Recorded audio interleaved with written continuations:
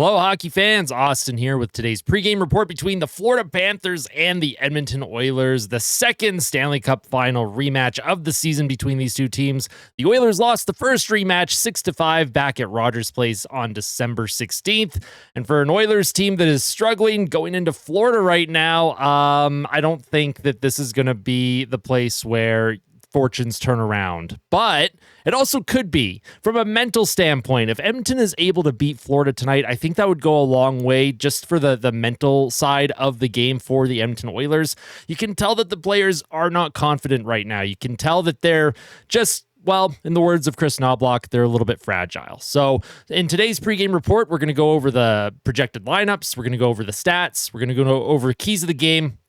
And then I will give my score prediction at the end. If you end up enjoying this pregame report, please make sure to hit that like button. And if you really like it and you're not yet subscribed to the channel, make sure to subscribe. Not just for more pregame reports, but I am also doing a live stream commentary tonight. So if you want to be part of that, hopefully we're part of a win. This team needs a win very badly, but I think the fan base needs a win a lot more than the players do right now. The fan base right now, it's a little shaky. It's been a while since we've all been this down. Probably not since that 2-9-1 start last season is the last time I can remember the fans collectively being this down on the team right now. And don't worry, this is still a good hockey team. Despite their recent, trends and their recent record and how they've been playing, it's still a good team. I do expect this team to bounce back, but will they bounce back against Florida tonight?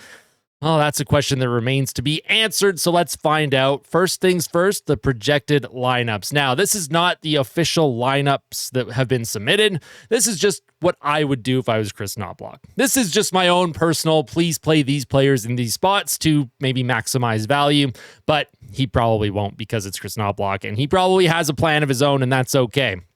So, projected lineup, Nugent Hopkins with Connor McDavid and Zach Hyman would be the optimal top line. Nugent Hopkins has been centering the third line on his own. It has not been going well in terms of results.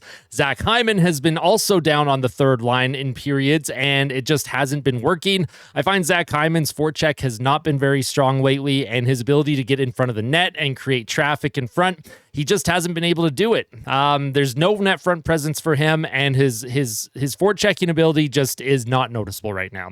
And that's not just a Zach Hyman thing. That's just the whole team. On offense right now, they are struggling at finding their attacking rhythm and their cycle game. And this is a very good cycle team. So we'll see if Edmonton can find a way to cycle against the Panthers, but it's going to be difficult. Florida is very good at their zone defense, and they're very good at preventing those slot shot chances from opposing teams. Second line, Podkolzin with Draisaitl and Savoy. This is a line that I'd like to see get just a little bit more ice time together. Podkolzin and Draisaitl historically have worked throughout the season in terms of their advanced metrics. Doesn't always work in terms of actual goal scoring and production. But the more that you have the puck, the better it is for your team, the more you can go on offense. And for Matthew Savoy, he's had some pretty good looks. He had that one glorious opportunity in Tampa where the puck hit the boards strange, bounced right in front of the net. He wasn't able to get a good shot off, but he is in the right places at the right times, and good players seem to have the puck follow them. Matthew Savoy is one of those skilled players. I want to see be given a better opportunity with another skilled player like Draisaitl. And if you don't want to play him with Draisaitl, maybe give him a few shifts with McDavid. I just want to see what we have in this kid. I feel like Knobloch hasn't been putting him in positions where we can really get a true look at who he is and what he can bring to this team. And if we do need an upgrade on the wings at the trade deadline, which I think we do regardless, even if Savoy, starts producing. Oh my God, my voice. I'm so sorry. On the third line, Jeff Skinner with Adam Henrique and Connor Brown. Now, Henrique and Brown's games lately, oh, woof. They have been just putrid. And not to personally just single out those two players, but they are among two of the worst performing players over the last couple of weeks for the Edmonton Oilers. They really need to turn their games around. And for Jeff Skinner, I've already talked about Jeff Skinner a lot. His production in the limited ice time that he's given is very, very solid. He needs to be given more ice time. He needs to be given more opportunity. And if he happens to be the guy that's healthy scratch tonight, I am going to lose it. So please, Jeff Skinner, I really hope he's at minimum on the third line tonight, if not even higher up the lineup. Fourth line, Corey Perry with Matthias Janmark and Victor Arvidsson. Arvidsson is another player that I just think has been struggling this season. He hasn't been able to find his game at all, and it's disappointing. On paper, I really did think Arvidsson was an upgrade on Dylan Holloway at the time, but it's very clear now that Arvidsson's game, he just hasn't been able to find it after his offseason surgery or whatever he was working on, because he was injured last year, missed most of last season, and it does show how hard it is to come back from these injuries, come back from rehab, come back from a surgery, and then play at a level where you're expected to score 20 to 30 goals. And, we saw that last year with Connor Brown, this year with Victor Arvidsson. So if you're the Edmonton Oilers moving forward, no matter what happens in the playoffs this year, maybe sign players that aren't historically injured or aren't coming off some horrific surgery or injury. Same thing with John Klingberg, right? He had the hip resurfacing surgery, and then the Oilers sign him. They bring him in to see what he has, and he obviously doesn't look super comfortable. And that has me very worried and concerned about what Evander Kane is going to look like by the time he gets into this lineup, whether it's in the playoffs or whatever it could be, if he even plays a game in an Oilers uniform again. That concerns me. I know a lot of fans are excited about the idea of Evander Kane in the playoffs, but this is a situation where you're going to be asking a guy who hasn't played in almost a full calendar year to jump into the lineup in the playoffs, no less, where the physicality ramps up, and a player that won't have a training camp, a player that has to find his spot in the lineup. And I don't know, man. I'm concerned about where Evander Kane is going to fit in this lineup come playoff time. So a lot of questions to be answered. I hope Stan Bowman is working the phones to get a couple bona fide, true, good players for this team for the trade deadline, but time will tell. Kapanen, I hope, is the healthy scratch. I think Kasperi Kapanen has been absolute dog water lately, so he can be the odd man out for me. On defense, we'll have Ekholm with Bouchard, and as a D pair, they have been struggling. It's no surprise there. Ekholm has been dealing with injury/illness for quite a while. You can kind of see it. You could hear it in his voice before the Four Nations. You could see it during the Four Nations. He just doesn't look right. He doesn't look 100%. And Evan Bouchard, he has his moments where he's brilliant, and he's had a lot of moments where he's looked awful. And since the Four Nations, obviously Evan Bouchard has not performed at a level that we all expect from him. Hopefully he's able to turn his game around. Second pair, Nurse with Emberson. I think that would be a fine pairing if they were to stick with it. Kulak with Klingberg.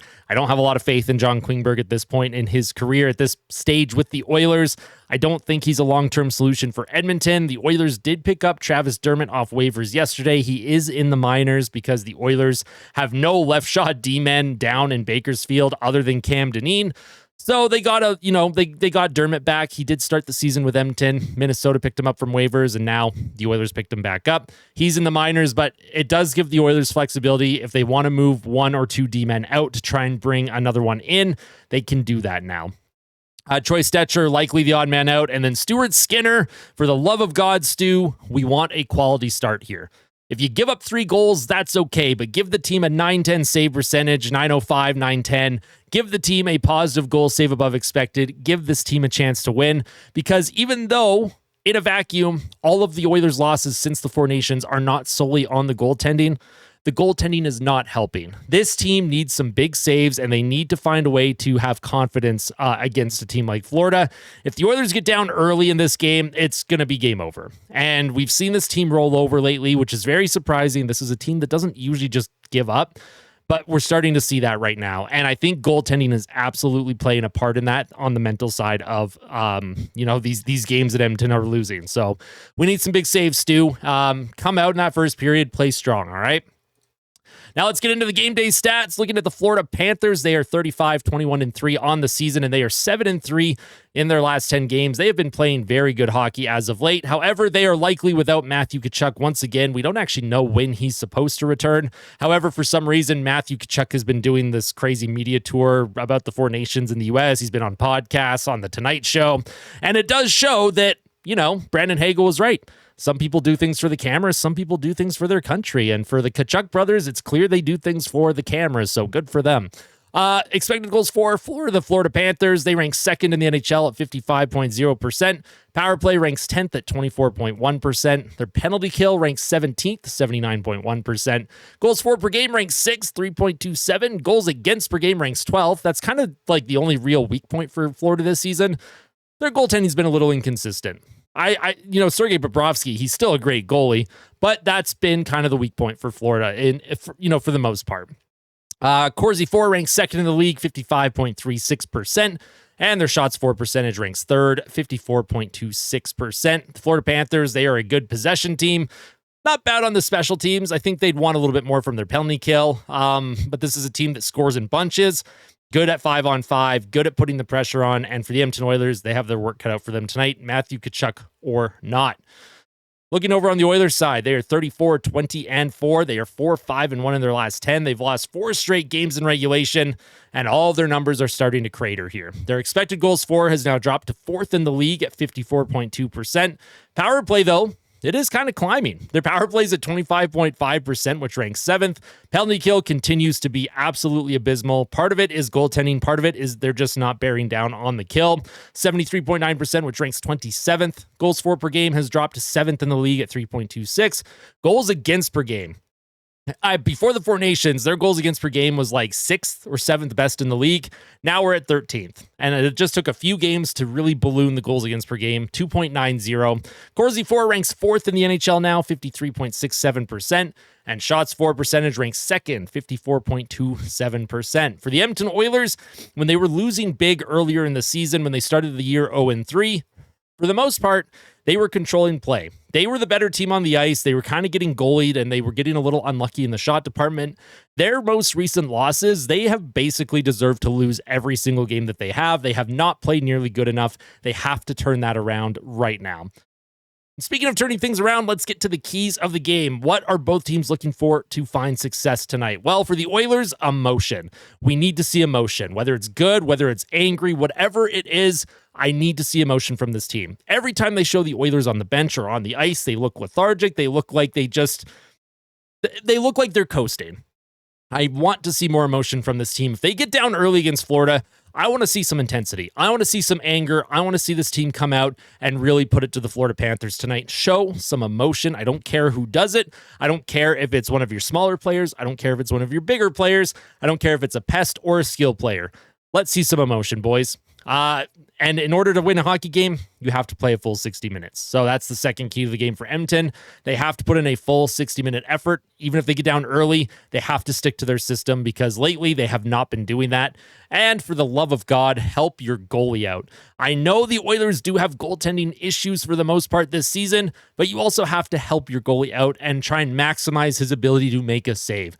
Right now, the Oilers, they're not playing nearly good enough in front of their goalie, so they have to help them out just a little bit. Help Stu out. Help him out, and then hopefully he can reciprocate that and help the team out. For the Florida Panthers, suffocate. Suffocate. Their forecheck in the playoffs in the Stanley Cup Final against Edmonton was suffocating. There were numerous stretches where Edmonton couldn't even get a breakout pass. And for Florida, if you want to be successful, absolutely do that to the Edmonton Oilers once again. Their defensive group as a whole have been struggling at getting the puck out. They haven't been able to get those outlet passes. And if Florida's in on the forecheck, they're going to make life miserable for Edmonton. Next thing for Florida, be physical. Florida is not like they're a physical team, but they're not going to completely overpower you every night, but they can. And against a team like Edmonton, where Edmonton's a little bit fragile right now, if Florida decides to play the physical game, Edmonton will have no answer.